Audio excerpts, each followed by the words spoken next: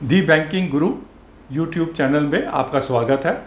मैं S K Bhatia, recently retired from State Bank of India as deputy general manager.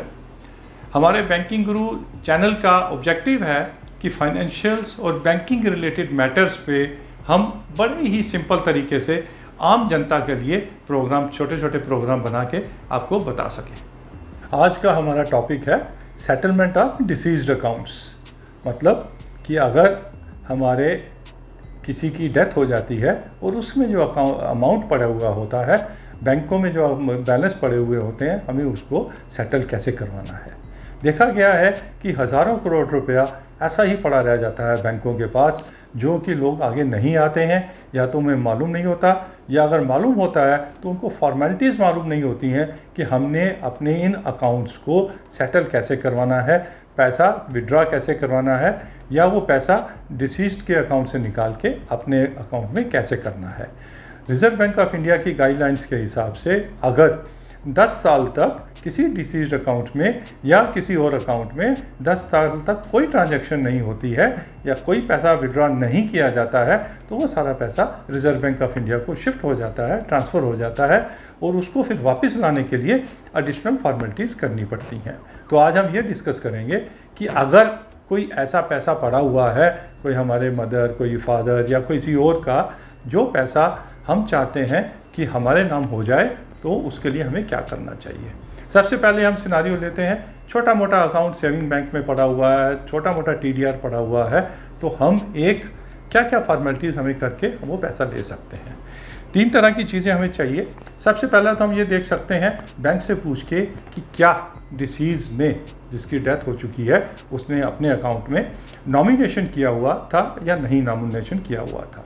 तो nomination अगर किया हुआ था तो एक सिंपल एप्लीकेशन दे के हम वो जो नॉमिनी है वो अपना पैसा जो है अपने अकाउंट में ट्रांसफ़र करवा सकता है और उसका पूरा भागीदार उसमें बन सकता है।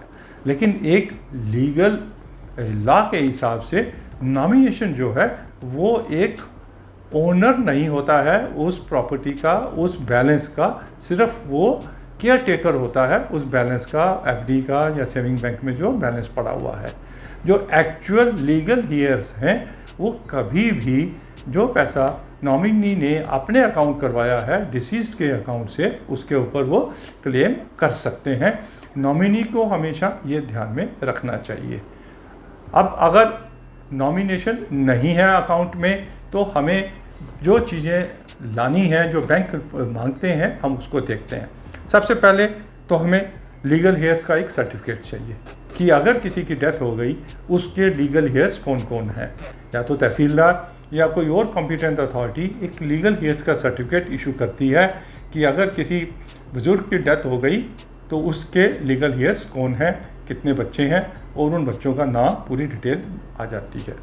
दूसरा रहता है कि सक्सेशन सर्टिफिकेट। वो सक्सेशन सर्टिफिकेट हमें कोर्ट से मिलता है, इसे बाद में डिस्कस करते हैं। अब जैसे ही लीगल हेयर्स हमारे डिसाइड हो गए, हमने सर्टिफिकेट ले लिया तहसीलदार से या कॉम्पिटेंट अथॉरिटी से, उसके बाद अगर हमें ये डिसाइड करना है कि ये पैसा किसी एक आदमी को मिलना चाहिए या सब बराबर बराबर लेंगे।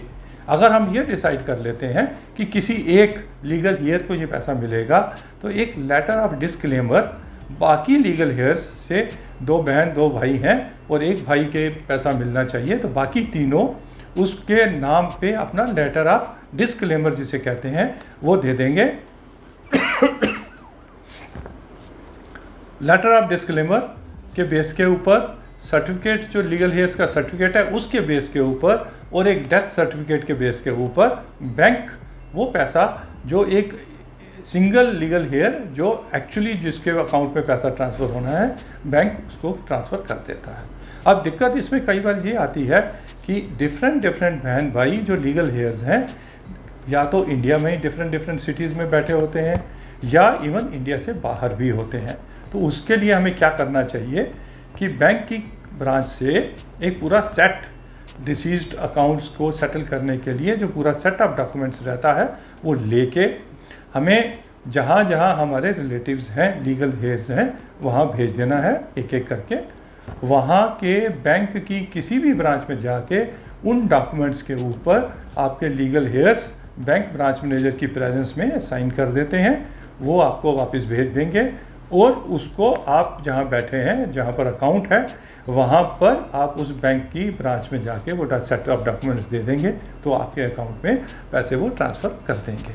कई बारी रिलेटिव्स या लीगल हेयर्स फॉरेन में बैठे होते हैं, तो फॉरेन में भी हमारी जो या तो उस बैंक की ब्रांचेज होती हैं या जो उनके जो कमिश्नरेट्स होते हैं या एम्बेसीज होती हैं, उनकी ये सर्विस प्रोवाइड करती हैं कि उनकी प्रेजेंस में जाके हमारे रिलेटिव्स उनकी प्रेजेंस में जाके डॉक्यूमेंट्स एग्जीक्यूट कर देते हैं और वो डॉक्यूमेंट्स हमें भेज देते हैं जो बैंक को एक्सेप्टेबल होते हैं। अब अगर ये सोच लीजिए कि सिर्फ एफडीज और सेविंग बैंक का बैलेंस नहीं, उसके अलावा भी प्रॉपर्टीज़ भी हैं, तो उसके लिए हमें ये देखना है कि जो डिसीज्ड है क्या उसने कोई विल छोड़ी हुई है। अगर विल छोड़ी हुई है तो रजिस्टर्ड है या अनरजिस्टर्ड है। अगर रजिस्टर्ड है तो दिक्कत नहीं आती है, उसको कोई चैलेंज नहीं कर सकता है। वो रजिस्टर्ड विल के बेस के ऊपर कोर्ट से हमें विल का प्रोबेट मिल जाता है। अगर अनरजिस्टर्ड विल है तो एक बारी पब्लिक में एक नोटिस देना पड़ता है कि ये विल है, इसका कोई क्लेमेंट तो नहीं है, इस विल के अलावा कोई और क्लेमेंट तो नहीं है।